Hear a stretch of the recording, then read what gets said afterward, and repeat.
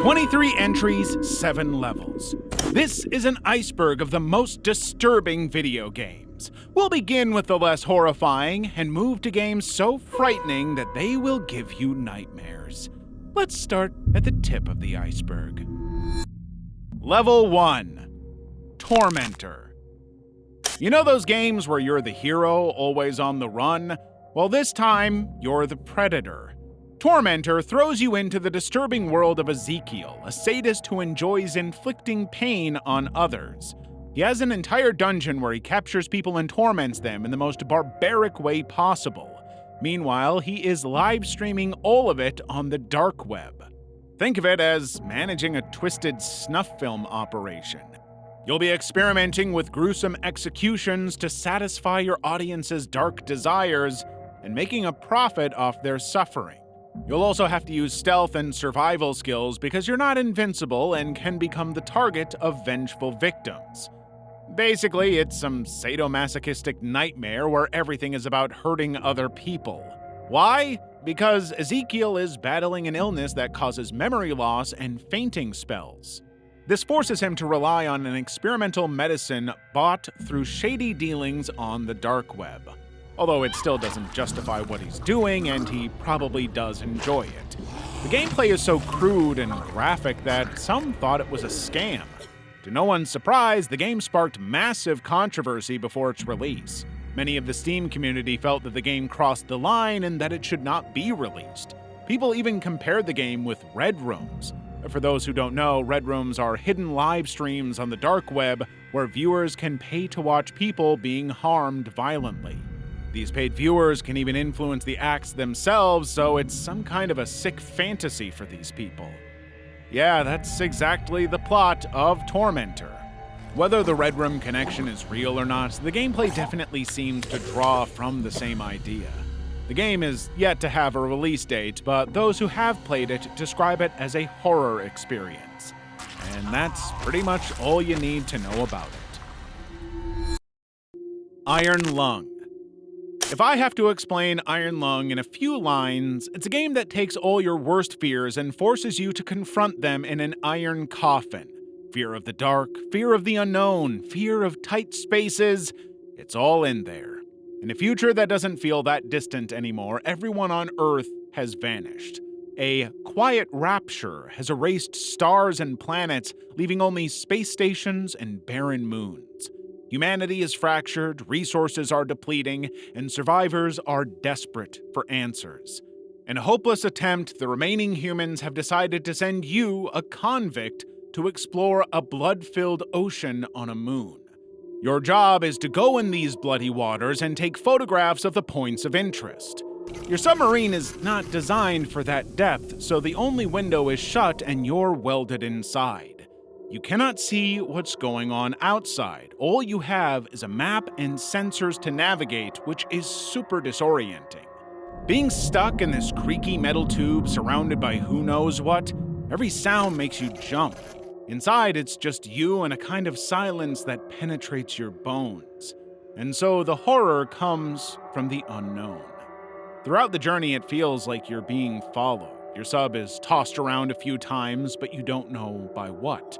You try taking images, but nothing shows up, except this one time when there is a creepy face in the dark, which immediately vanishes if you take another image. So, you keep moving. The points you explore are genuinely disturbing, hinting at the horrors that lurk in this world. You'll come across strange pipes, whale bones, more whale bones, and a giant freaking eye. So there is something outside. The stakes are pretty low. You earn your freedom if you complete the mission successfully. The downside? The submarine that was specifically built for this mission was mysteriously destroyed in its last expedition. The bleakness of the situation can be summed up in a letter left by a previous inmate. They will get their execution. I will get my freedom. Yeah, you were not meant to survive this mission. But who wants to live when you're alone in space and your supplies are dwindling? It's a better fate. But before you can be free from this dystopian nightmare, you must get eaten alive by a large entity. That's how the game ends. Iron Lung plays on your fears of being trapped and helpless. The entire game, you sit there holding your breath, waiting for something to pounce at you, which ultimately does happen. But after so much frustration and anxiety, your journey ends with a pointless death and no answers to be found. The entire mission feels utterly pointless. Probably the most unsettling part of Iron Lung is its disturbingly believable world. The lore suggests the Quiet Rapture was some kind of botched ritual causing a reality swap. These blood moons come from another dimension, and the glitches and warped environments show that this place shouldn't exist. And so, the creature at the end is just protecting its territory. You, Me, Hell. You, Me, Hell is about the toxic relationship of Tor and Tova. Tor's stuck in a made-up past and a depressing future. Meanwhile, Tova is full of anger and a danger to herself and those around her. The gameplay is just watching them navigate their personal hells as you try to help them. The game even breaks the fourth wall, which is a bit creepy. Tova describes her boyfriend as cute, smart, and unsympathetic. Talk about a backhanded compliment.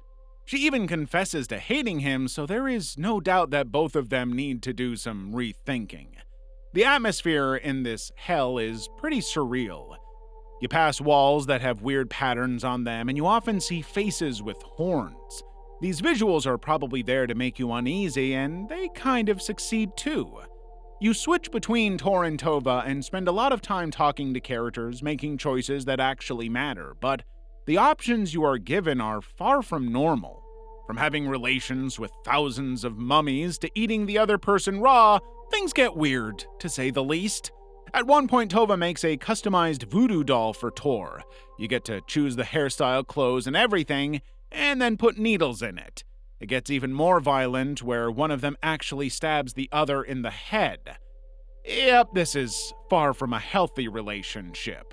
The art style is a lot like South Park, which almost tricks you into thinking it'll be funny. And then you see what's actually going on and you realize it's not funny.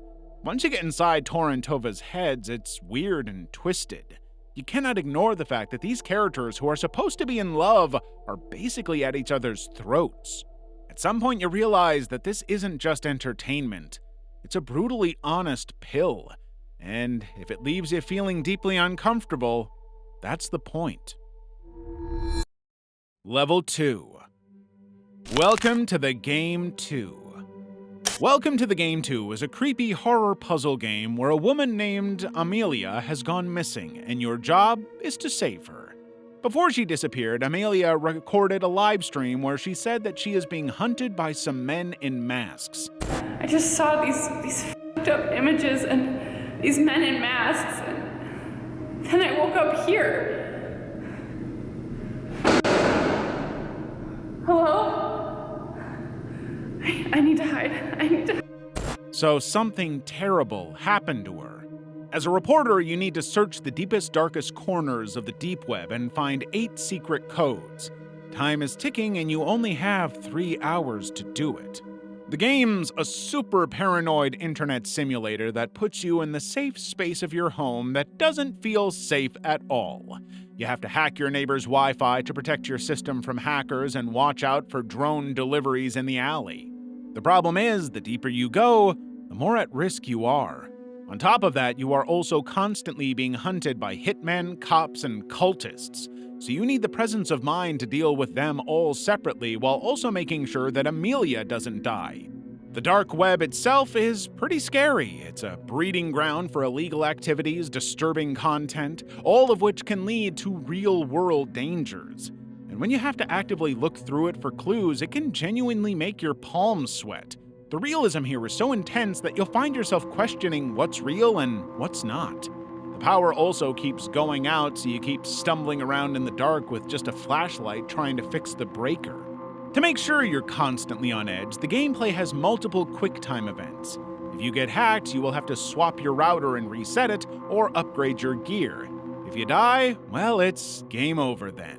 In short, it's chaos. But the most haunting part about Welcome to the Game 2 might be its endings.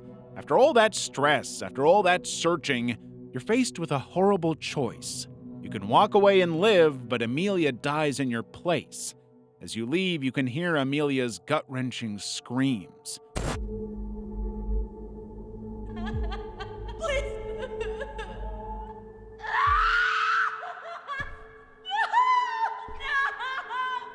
If you choose to save Amelia, then a masked figure brutally slits your throat. So no matter what you do, you don't feel like you've actually won in the end. Level 3. The Classrooms. In the classrooms, you explore an abandoned school that's not quite what it seems. After several students vanished, including his sister Grace, Robert slips into the school late at night to investigate. After you break in, your goal is to survive and escape the school's ever-changing layout. The school is empty, and as you go from one room to another, you have the bone-chilling realization that you're utterly alone within these walls. Every once in a while, you come across creepy anomalies and shadows. Some of these are harmless, but others are definitely not. There's a dangerous entity called the Whispering Worm, which traps its prey using strange gibberish. Scary faces suddenly jump out of the dark, making your heart pound. Then there are rooms where strange, creepy dolls are simply sitting at odd angles, daring you to do something stupid. Because, mind you, these dolls can become sentient and block doors. So you need to be careful about what you do, where you go, and what you touch. As if the game was not spooky enough, it's presented as a found footage game.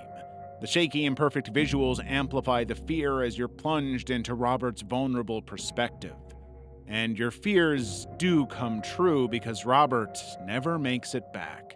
There's an intro tape in the beginning that suggests that he never made it out of the school. Apparently, the school is connected to a bizarre alternate dimension called the superstructure, where different spaces are linked with each other. And so, this is what has caused the students to disappear. And this is also what leads to Robert's unfortunate fate. It all happens unexpectedly. Because Robert goes to the school at night, it's pretty dark, and so he goes to activate the main breaker, and that's his biggest mistake. As he goes back to the main hallway, he notices that there's something wrong. Turning on the power had triggered something, and it's not the same hallway he had passed earlier. He tries to look for exits, but fails, just like all those other children who had been lost. And so, after dodging death at every turn, Robert ends up becoming just another forgotten name. Exorcist. You've seen the movie The Exorcist. Now get ready to step into the shoes of a priest who has to banish a demon possessing a little girl. David is an exorcist who receives a letter from a desperate Margaret Carney. Margaret's husband, a ship captain, brought back a Ouija board for their daughter. After the daughter plays with the board, she becomes possessed by a demon. Margaret needs David's help because he's the best exorcist she knows. And so, David decides to visit the family who live far from the city. Here's the thing, once you get to the house, you can't turn on the lights because the demon only shows up in the dark. So you grab a flashlight and roam around the house, which looks like something straight out of the Blair Witch Project. You also have this power to look through dimensions, and you can see things that normal people can't see, which gets pretty freaky at times. Throughout, you have this uneasy feeling in your gut like someone or something is following you. Even though you can't see anything, you constantly hear laughing sounds, footsteps, and breathing. Despite all these signs that tell you to get out of the house, you have to search for clues or weapons, basically anything that can help you. You'll find many disturbing details like pentagrams, creepy dolls, and photos of a mysterious dog. Finally, you find the child's ritual. The candles are lit, and that's where things start getting real. You need to make a critical decision that decides the girl's fate and your own. In one chilling scenario, you follow a trail of blood that leads you to a life-sized voodoo doll with animal bones at its feet. After you perform the exorcism, you will hear the demon's shrieks. But then the game cuts to the girl's laughter. So you're just left there with the horrifying realization that she's still possessed. The alternate ending is even more grim. After you confront the girl, the screen goes black, and all you hear is David screaming his head off.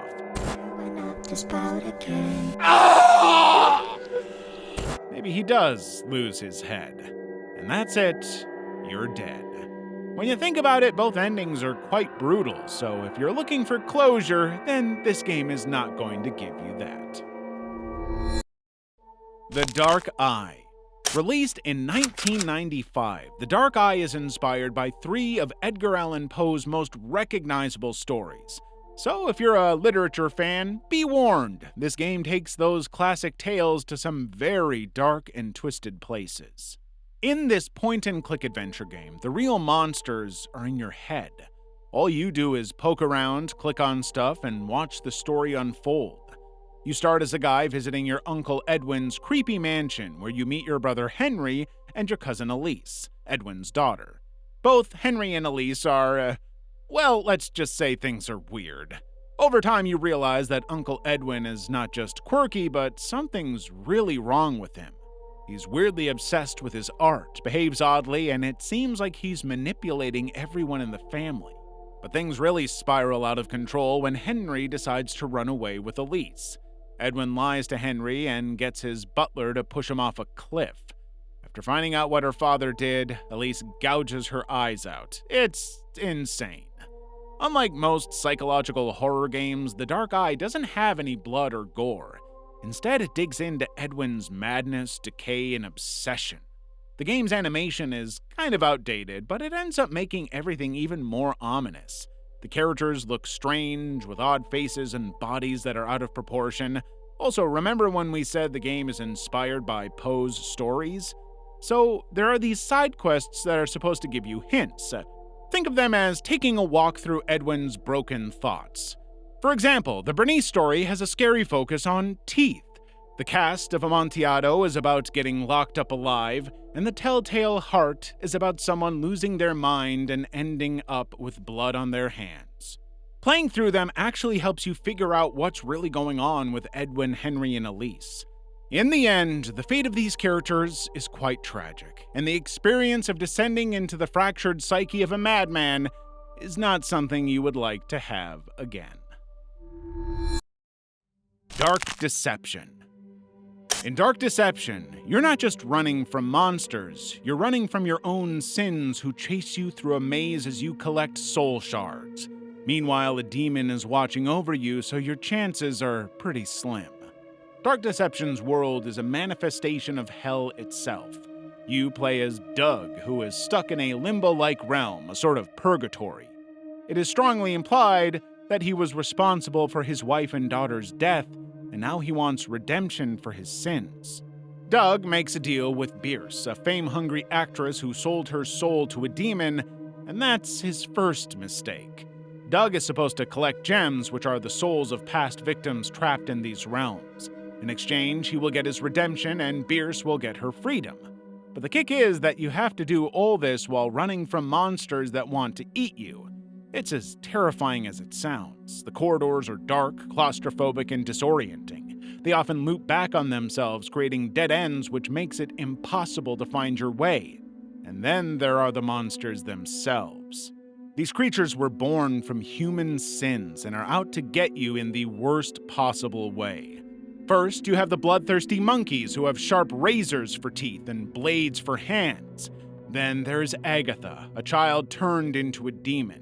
She toys with her victims and forces them to relive her own suffering. Another disturbing detail about Agatha is that she used to be a living, breathing human. She was the maid's daughter, and Bierce sacrificed her as a virgin offering. If you manage to escape these both, you'll have to face the Gold Watchers, who represent greed. They only attack when you look away, so you're simply stuck there staring down at them, petrified. Once you get to the sewer, you'll have to escape the dread Duckies, who literally eat you alive. Finally, there's the creepy carnival with clown gremlins, who are the bullies. They tear at your flesh with their sharp teeth and rip you from limb to limb. These monsters are pretty freaky, but once you realize their sins made real, suddenly it's not just a scare. It's like staring into your soul, and that's what makes it so squirmy. But this nightmare is far from over. Each chapter unlocks a new level of hell, and the next one is coming soon. So prepare to face your darkest fears again. Level 4. Indicted. Released in 2021, Indicted promised to terrify and stir the player's emotions. And it delivered. Arthur, a cop haunted by his past, is investigating the mysterious disappearance of children. Apparently, there's a pattern and all the signs point to an old orphanage with a shady history. In the 80s, the orphanage was the site of a brutal massacre, so it's not just a crime scene you should expect, but something far more sinister. As you start combing through the building, you realize that there is definitely something wrong with the building. It's dark, so you have nothing but a flashlight. You come across barred rooms with words like hopelessness and evil scribbled on the walls. Occasionally, you find news clippings and letters about the owner of the orphanage, who apparently lost her mind one day and attacked everyone. As you walk down the corridors, a child will suddenly appear in front of you, but for a split second only. Did you imagine it? Was it real? Your fears are confirmed when out of nowhere you see these fresh, bloody steps forming as if someone invisible is strolling along.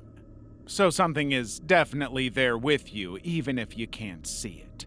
After that, things progressively get worse. Doors swing open or slam shut, trapping you. You'll see bloody handprints on walls, which also disappear later. You'll discover a room with nothing but cages inside, and dead bodies appear out of nowhere. It gets to a point where it starts to freak you out. You'll find a child's letter calling you future daddy, begging for adoption. Is this a ghost communicating with you? At one point you enter a room, turn back, and the door is now a barred cage with a child inside laughing. That's when you seriously start to question your life choices. But that's not all. The game comes with a serious warning. If you have heart issues, you might want to steer clear. That's Indicted in a nutshell. Honestly, the biggest challenge here is not solving the case, but finishing the game itself, because every corner hides something that claws at your mind. The Beast Inside. The Beast Inside plays tricks on your mind by twisting time and perception. You switch between Adam, a CIA agent, and Nicholas, a troubled man with a dark past. Both men lived in the same house in a secluded place, but their lives are connected in more ways than you can imagine. It's 1979, and Adam Stevenson and his pregnant wife Emma move to Adam's old family home, hoping for some peace. Instead, they stumble upon the diary of Nicholas Hyde, an ancestor who lived in the house back in the 1860s. That's when Adam uncovers some troubling truths about his past. You see, Nicholas didn't have the most perfect mental health.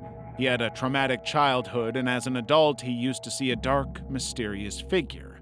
On top of that, Adam's family had also changed their name from Hyde to Stevenson. What were they trying to hide? Also, those who get it will know that this could be a possible reference to none other than the famous Mr. Hyde. And that's enough to give you a clue to what's going on here. But what happens next is even more disturbing. Adam's own mental state starts to unravel, triggering PTSD and dissociative episodes. He starts reliving some of Nicholas's memories and experiences blackouts. Then one day he wakes up handcuffed to the sheriff's corpse, and he literally has to cut off the body's hand to free himself. That should have been the biggest sign for Adam to get help, but things quickly deteriorate from there on. Slowly, the house becomes another character in the story, and being stuck out there in the middle of nowhere just cranks up the crazy for Adam. He starts seeing these strange figures in the house. It's like there's some ominous entity living there. Ghosts pounce at you from the dark, and you're not sure if it's actually happening or just a fragment of Adam's imagination. You could even say Adam embodies both Norman Bates and Kevin from Split, and watching a guy lose his mind is no fun. Adam has now lost his mind completely. He believes that everyone is a spy, and so he starts attacking literally everyone. Yep, what started as a mystery quickly turns into a bloodfest. There are multiple endings to the game depending on what you choose to do. Adam can accept that he's sick, shoot himself, or even shoot his wife Emma. But even if Emma survives, there's still a chance the evil lives on in their baby, because it runs in the family. So, no matter what you do, there are no happy endings here. Wreck paroxysm. Claustrophobic, frightening, and chilling. That's wreck paroxysm. Get ready to explore a haunted apartment that will leave you regretting the moment you stepped inside. You play as a horror content creator who's always chasing scares for views. This guy films in creepy places hoping to go viral, but this game shows you what happens when you get in over your head. Our ghost hunter hears rumors about an apartment building or how weird stuff has been happening there, so he decides to pay it a visit. The objective is to find apartment number 10, and after some searching, you finally find a key. The place gives you the creeps because it looks absolutely ravaged. The wallpapers are peeled off, furniture is broken, and it just looks exactly like a place that's supposed to be haunted. There are warning signs written in blood screaming that you're not welcome. Our YouTuber might have finally hit the jackpot here. You set up motion sensors, EMF readers, everything, and that's when the lights start turning off and on. Instead of running the opposite way, you end up doing a summoning ritual hoping to free a spirit bound to this place. It's all for the views, though.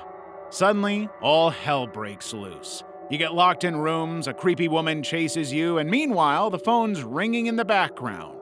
The demons in the game are also no joke. They're seriously scary and feel super real, so you might find yourself squinting half the time. You eventually find a hole in the wall with a girl's dead body. Inside is a note saying that you did not free the woman, but in fact you have cursed it.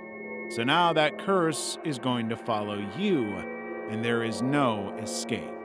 While Paroxysm might not win any awards for its story, it's the gut-punching scares that traumatize you. It's because of that raw, visceral experience that you'll likely be sleeping with your lights on. As a YouTuber who's trying to get views by freaking out his audience, I sure will be. Blood Rush. Blood Rush is set in Kamimura-cho, a district which is a complete lawless zone. Violence, theft, narcotics, you name it, it's all happening here. And this isn't just a background detail, it sets up the tone for what's about to happen. The main characters, Clarissa and Kiriko, are definitely not your average heroes. Clarissa is a mercenary who's out for revenge after she lost both her family and right eye. She's cynical and haunted by her past. Kiriko, who's a cop, hasn't had an easy life either. She lost her family and all her limbs. Now she's fighting for what's right, but you can tell that all the trauma hangs over her head. The fact that both main characters are so damaged is already a huge red flag that the game is going to go to some dark places. The fight sequences are often described as full of blood, flesh, and humiliation, and they're not kidding around. When it comes to gore, the game doesn't hold back. There's a meat man with guts wrapped around his body, swinging a human bone as a weapon. The guy looks like he's gonna eat you alive. Then you come across something that's even harder to describe. The villain, Siley, is known to bathe in the shredded corpses of the main characters. It has a human head, but a tentacle is bursting out of the mouth, and there's a random eyeball dangling off its body. Just looking at Siley makes you want to puke. By the time you get to the final boss, Sister L, things get even more disgusting. This sister is covered in boils with a giant tongue and tentacles popping out from somewhere. You have to beat this thing to win if you can stomach it. The game is clearly meant for those who can handle blood and mind games, so keep that in mind before you even think of playing it. Purgatory. In Purgatory, you wake up in a meat factory that's full of dismembered bodies and human remains. The main character, Henri, is a shy girl who was manipulated by friends into visiting a mysterious building. The building, which is called Purgatory, is the hunting ground of the Butcher. He's a mask-wearing maniac who chops up anyone who goes into the building, so no one comes out alive. Your mission is to survive while being hunted by this psycho. You scavenge for weapons, even if that means using bones from the corpses that are scattered around. Meanwhile, you constantly hear creepy noises like something is sloshing around. There is no margin for error, or you get a violent death. Escaping has its own challenges. Sometimes your path is blocked by piles of mangled bodies stacked against the wall. Oh, and you also get hunted by a giant grotesque spider and eaten by a bloody worm. So, things are pretty crazy. The butcher and the meat factory are terrifying, but there's something extra twisted about Henri's situation. This girl is so manipulated by her so-called friend that she's more afraid of disobeying her than facing the literal monsters in the building. That kind of psychological control and fear is truly sickening. There are two paths at the end of Purgatory. The bad ending is simple. You escape using the elevator and that's it. The good ending is significantly darker. Instead of escaping, you have to solve puzzles, which, by the way, involves codes hidden on corpses. If you succeed, you unlock a powerful demonic axe which transforms Henri into a demon herself. So, while Henri does escape in the end, she loses her humanity. LostBoy.exe. Back in 2012, an anonymous user on 4chan posted screenshots of this indie game called LostBoy.exe. He claimed that the game was quite scary and, in his words, could be too spooky for you. The game is pretty basic. It's a depressing maze with plain walls, but every so often you see a disturbing image flash on the screen. It could be a creepy old painting, a demonic figure, or an unsettling stock photo of a baby. The background music feels wrong. It's one of those tracks you'd expect in an 80s horror film. So nothing about the game is comforting or welcoming. There's no goal, no way to win, and no enemies to fight. You just have to walk with a nagging feeling that it all feels off. There aren't exactly any jump scares, but it gets under your skin with its isolation. The corridors all look the same, so you feel lost and trapped. Creepily enough, the gameplay is very much similar to Sad Satan, which came out later in 2015. Maybe LostBoy.exe was the inspiration behind it all. Things got a little dangerous when someone else started sharing a fixed version of the game. Turns out it was actually a remote access Trojan, which is a nasty virus that lets the hacker control your computer. So the hacker stole all credit card information, phone numbers, and posted them online. It was a disaster. 4chan admins themselves had to step in and warn people about the link, and for a while, the whole thing did fade into obscurity. Then, in 2023, a YouTuber interviewed the creator of LostBoy.exe, who admitted that he deliberately made a creepy game to see if it could become as popular as Slender: The 8 Pages. While his project didn't quite take off the way he wanted, you might still find it in some dark corner of the internet, but there's a good chance it's full of malware, so it's definitely not worth the risk. Level 5. Blood Soup. Blood Soup was released in 2014 as a parody of Yandere Romance, but instead it ends up going a little too far. Moe is a high school girl who's crushing on 3 different guys. It's the last day of school and she needs to confess her love to one of them. Once she gets invited to hang out at her crush's house, she starts noticing strange things. She discovers that there's more to these guys, and they're all hiding some seriously dark secrets. Guro is a cheerful guy, but he also has a secret room where he likes to harm women. He also has a weird obsession with dressing in female uniforms. Keith is secretly a serial killer who targets girls because his dad was charged with homicide. Apparently that's his way of coping with his childhood trauma. Meanwhile, Charlie lives with his brother Randy, except Randy isn't real, but a stuffed reindeer. It's hard to decide which one of these 3 is the most deranged, but here's the real disturbing part. Moe isn't shown to be innocent either. She's got a habit of breaking into the guys' rooms and sniffing their clothes. And even after she finds out their secrets, she still wants to get with them. The game has different endings, and none of them are normal. In one of the bad endings, Guro drags Moe to his secret chamber after she finds out about it. In another ending, Keith takes Moe's life because he thinks she's a liar. If Moe chooses Charlie, he can decapitate her because his brother, the stuffed reindeer head, tells him to.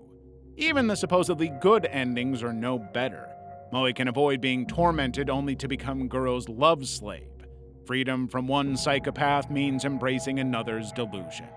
So if she wants to save herself, she will have to live a lie. all these fates are pretty horrible, and that's why Blood Soup can really get under your skin with its dark humor. Free Ice Cream. Free Ice Cream is an escape room game about a child who gets kidnapped. So, when it was released in 2009, it hit close to home for many. A little girl is playing outside with her friend Lily when a creepy man offers them free ice cream. And what kid says no to that? Unfortunately for them both, that man turns out to be a deranged chef with horrifying intentions. They both get kidnapped, but Lily isn't so lucky. Her body is later found in the chef's home, stashed in a fridge. After the girl wakes up, she finds herself tied in the chef's cellar, a prisoner in his twisted game.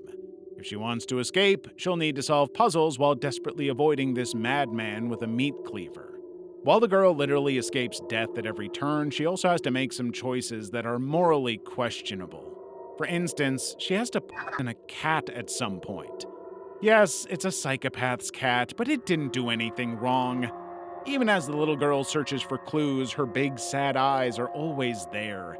And every so often it just hits you. All she wants is to get back to her mom and dad, and your heart kind of breaks for her. Finally, she does manage to escape, but it's never made clear if she ever makes it home or not. And just like that, ice cream is ruined. The game turns something so sweet and nostalgic into every child's worst nightmare. From the Darkness. From the Darkness is a first-person psychological horror game that has often been described by players as one of the scariest games they have ever played. You play as an unnamed character who's visiting his dead grandfather's old Soviet-era apartment to find a family photo album. But even before you get inside, things feel wrong. Apparently, the neighbors have been hearing strange noises from the apartment, which has been empty for quite some time. So it's quickly established that this is not just another old, neglected apartment, it's cursed. The game intentionally keeps the story vague, so the entire time you're not sure what's going on. There are moments that range from creepy to downright terrifying that make you jump out of your seat. The sound, especially the low humming noise, is super effective at making you feel uneasy. You keep seeing dead people and creepy dolls with empty sockets like someone pulled out their eyes. Inside the apartment, everything is so dark that your flashlight barely helps. You're stalked by invisible entities while you occasionally get trapped in the cramped, dark spaces. You also keep hearing these strange sounds like a horse running in the courtyard.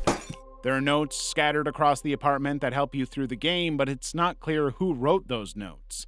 There are also dead bodies hidden in the walls and body parts being grilled in the oven.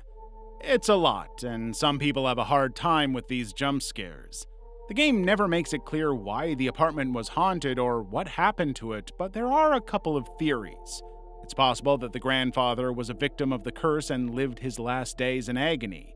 Even worse, maybe he was a killer who hid bodies in the walls and the thing chasing you is his mother. And the notes you find, they might be from the people he killed.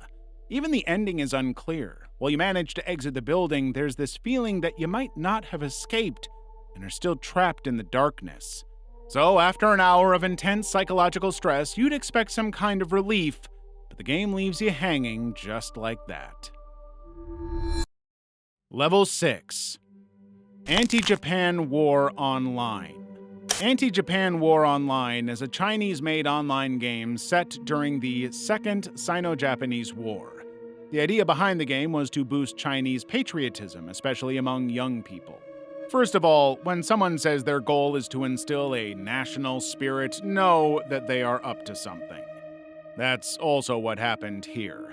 In the game, you play as a Chinese resistance fighter where you had to take down as many Japanese soldiers as possible. Players could relive key battles from the war, but only from the Chinese perspective. However, people caught up early on and criticized the game because of its disturbing nature. I mean, the very title here pretty much screams propaganda from the rooftops. The game really went overboard with bashing Japan. Some people were worried it would cause more bad blood between the two countries and maybe even make people hate each other. The game presented the Japanese military as monsters and focused mainly on the horrible things they did during World War II. It's one thing to remember history, but using it to pump up hate against a whole group of people is a recipe for disaster. It can have real-life consequences and can possibly even lead to another war. It's pure jingoism. After 2005, the game was nowhere to be seen online, like it vanished from the face of the earth. Maybe the creators finally decided to listen to the people. Actual Sunlight. Actual Sunlight is a semi-interactive novel where you live the disturbing reality of depression, anxiety, and isolation. Evan Winter is a 30-something guy in Toronto struggling with a crippling self-doubt and an overwhelming sense of hopelessness. You see his daily routine and struggles, and it's not really a fun experience. Instead of exciting gameplay, you're mostly reading Evan's thoughts, which are often about his unfulfilling job or how pointless life is. He constantly feels like it doesn't matter. It's the little things that really get to you in this game, the sad, everyday details. When Evan's at the psychiatrist's office talking about his childhood, all he seems to have are painful memories. Or when he writes, he paints a vivid picture of a future he thinks is out of reach. He talks about a life in which he has a wife and a child, or the kind of Christmas he would like to have. In that moment, all you can see is a guy being crushed by his own demons and thoughts. It gets to a point where he even thinks about taking his own life. It's frustrating how you don't have any control over any of it. This is how the gameplay was designed, and so it all starts to feel a bit pointless and depressing. People who have struggled with mental illnesses firsthand said the game nailed it and even made them feel less isolated. On the flip side, some players thought the game was exploitative and attention-grabby. The problem is the game offers absolutely nothing if you're feeling the same way. There are no resources provided, which can leave you in a pretty dark place, feeling like there's nowhere to turn. In the end, Actual Sunlight might bring more darkness than light, and that's not something to be taken lightly if you do decide to play this game. Level 7. Black Pill Bill, God's Work. Black Pill Bill has been often called a white supremacist game, and in a minute, you'll know why. The game seems to promote anti-LGBTQ+ and racist ideas. It's made by a company called Two Genders Production, and the name here tells you everything you need to know about these people. The game's main character is Bill, who's described as a white straight guy. He used to have a good job with good income, but then his life takes a nosedive when he gets fired for not being diverse enough. After getting fired, Bill goes on a rampage, fighting against what he sees as the forces of diversity. The game casually throws in racism and homophobia, so instead of simply getting fired by his manager, Bill is kicked out of his office by interracial adult entertainers. Even his Jewish manager's name, Shlomo Goldbergstein, comes off as insulting. It's like they combined all these stereotypical names to mock him. Next, he's fighting doctors and, for some reason, students in gender studies programs. So, it's pretty clear who the game is targeting. This was not the first time Two Genders Productions made something deeply problematic. Just a few months before, they had released Jesus Strikes Back, a game about Jesus returning to Earth and fighting a bunch of leftist aliens. You can tell the creators had an agenda. The game's title, Black Pill, is also a reference to the Matrix movies, which is kind of ironic since the series was made by the Wachowski siblings, who are both transgender women. Ultimately, the game's attempt to borrow legitimacy from such an iconic franchise fell flat on its face. Angry Goy. Angry Goy is a neo-Nazi-themed indie game that came out in January 2017. Nat Danelaw, a white supremacist who's waging a war against minorities. The game begins when he gets pissed off at immigrants coming to Europe. Instead of going to therapy, he chooses to commit the most hateful crimes known to mankind. The game is full of hateful messages, such as blaming leftists for ruining everything and calling for a final solution. Nat forces a Jewish professor into an oven, shoots a Jewish bank manager, and attacks a refugee center.